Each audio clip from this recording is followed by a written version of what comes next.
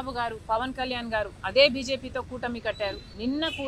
నిన్న సభలో చూస్తే కూడా వాళ్ళు గొప్పలు చెప్పుకోవడమే. సంవత్సరం రోజులైంది అధికారంలోకి వచ్చి. డబుల్ ఇంజన్ అంటున్నారు. నిజంగానే డబుల్ ఇంజనో లేకపోతే ట్రబుల్ ఇంజనో వాళ్ళకి అర్థం కావటం లేదేమో, కానీ జనాలకైతే అర్థం అవుతుంది. సూపర్ 6 అన్నారు, సూపర్ ఫ్లాప్ అయ్యే పరిస్థితికి వచ్చింది. ఇదే రీతిలో పోతే మాత్రం సూపర్ 6 ఎలా అమలు అవుతుందో చంద్రబాబు గారు ఆంధ్ర రాష్ట్ర ప్రజలకు సమాధానం చెప్పాలి. అన్నదాత సుఖీభవ అని పథకం కింద ప్రతి రైతుకి 20,000 రూపాయలు ఇస్తామన్నారు. సంవత్సరం గడిచిపోయింది, ఒక్క రైతుకు కూడా ఇవ్వలేదు. ఇవ్వాల్సిన రైతులు దాదాపు 80 లక్షల మంది అయితే ఇస్తున్నది మాత్రం 45 లక్షల మందికి.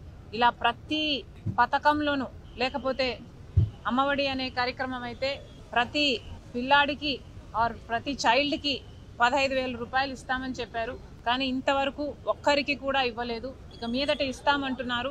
అది కూడా 20 లక్షల మందికి. 87 లక్షల మంది ఉంటే 67 లక్షల మందికి మాత్రమే ఇస్తామంటున్నారు. ఇలా ప్రతి సూపర్ 6కు చెందిన హామీలో మీరు కోతలు పెట్టుకుంటూ పోతే మరి అమలు చేసినట్టు ఎలా అవుతుంది అని అడుగుతున్నాం చంద్రబాబు గారు. నిరుద్యోగ భృతి ఇస్తామన్నారు. ఈ హామీ చంద్రబాబు గారు ఇంతకు ముందు ముఖ్యమంత్రిగా ఉన్నప్పుడు కూడా ఇచ్చారు. అప్పుడు ఎగ్గొట్టారు, ఇప్పుడు కూడా ఎగ్గొడతారు అనే అనిపిస్తుంది. 3,000 రూపాయలు నిరుద్యోగ భృతి ఇస్తామన్నారు. ఇప్పటి వరకు అయితే అసలు దాని గురించి ఊసేలేదు, అసలు మాట్లాడమే లేదు చంద్రబాబు గారు. మహిళల మహాశక్తి పథకం అన్నారు. ప్రతి మహిళకు, పేదవాళ్లకు దాదాపు 2 కోట్ల మంది ఉంటారు మన రాష్ట్రంలో. వాళ్ళందరికీ కూడా నెలకు 1,500 అంటే సంవత్సరానికి 18,000 రూపాయలు చంద్రబాబు గారు ఇస్తామన్నారు. చాలా హెవీ బడ్జెట్ స్కీమ్. కానీ ఇప్పుడేమో P4కు లింకు పెడుతున్నారు.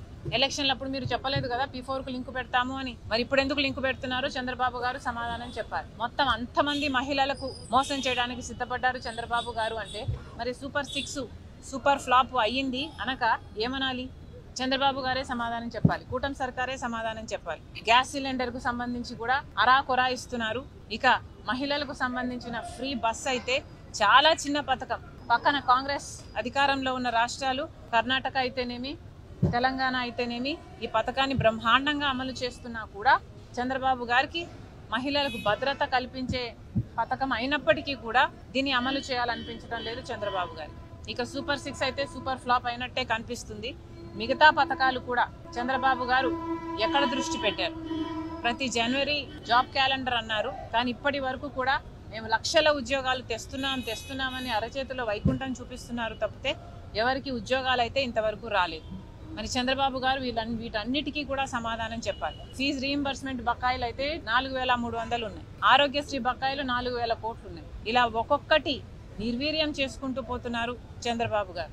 కరెంటు ఛార్జీలు జగన్మోహన్ రెడ్డి గారు 5 సంవత్సరాలలో 32,000 కోట్ల రూపాయలు జనం నెత్తిన మోపితే చంద్రబాబు గారు ఒక్క సంవత్సరంలోనే 17,000 కోట్ల రూపాయలు అదనంగా మోపారు. మరి ప్రజలకు ఏం మేలు చేస్తున్నట్టు? పేదవాళ్ళకి, SC, ST, BC వాళ్ళకైతే 50 సంవత్సరాలకే పెన్షన్లు ఇస్తామన్నారు. ఇలా ఒక్కొక్కటి చెప్పుకుంటూ పోతే ఇంకెన్నో. చంద్రబాబు గారు చెప్పారు సూపర్ 6 గురించి ఎవరైనా మాట్లాడితే వాళ్ళ నాలుక మందమైనట్టు అని. మేము ప్రశ్నిస్తున్నాం. నిజంగానే చంద్రబాబు గారు తమ గుండెల మీద చేసుకొని చెప్పాలి. మిమ్మల్ని ప్రశ్నిస్తున్న మా నాలుక మందమా, లేక ఇంతమంది ప్రజలకు మోసం చేసిన మీ నాలుక మందమా? ఆలోచన చేసుకోండి. మళ్ళీ కాంగ్రెస్ పార్టీ చంద్రబాబు గారిని డిమాండ్ చేస్తున్నాం. మీ పథకాలు ఇప్పటికీ అమలు కాలేదు. మేనిఫెస్టోలో ఒక వాగ్దానం ఇచ్చిన, ఎలక్షన్లప్పుడు ఒక మేనిఫెస్టోలో కాకపోయినా కూడా ప్రజల ముందు ఒక మాట చెప్పినా ప్రజలు దాని వెంటనే మీరు అమలు చేస్తారు. వాళ్ళు ఓట్లేసిన వెంటనే మీరు అధికారంలోకి వచ్చిన వెంటనే అమలు చేస్తారు అన్న నమ్మకంతోనే ఓట్లేస్తారు.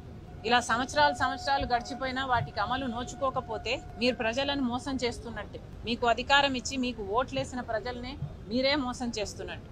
మళ్ళీ చంద్రబాబు గారిని డిమాండ్ చేస్తుంది కాంగ్రెస్ పార్టీ.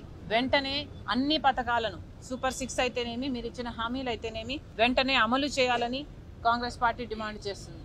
నిజంగానే ఇది సూపర్ 6 కాదు, ఇది సూపర్ ఫ్లాపే.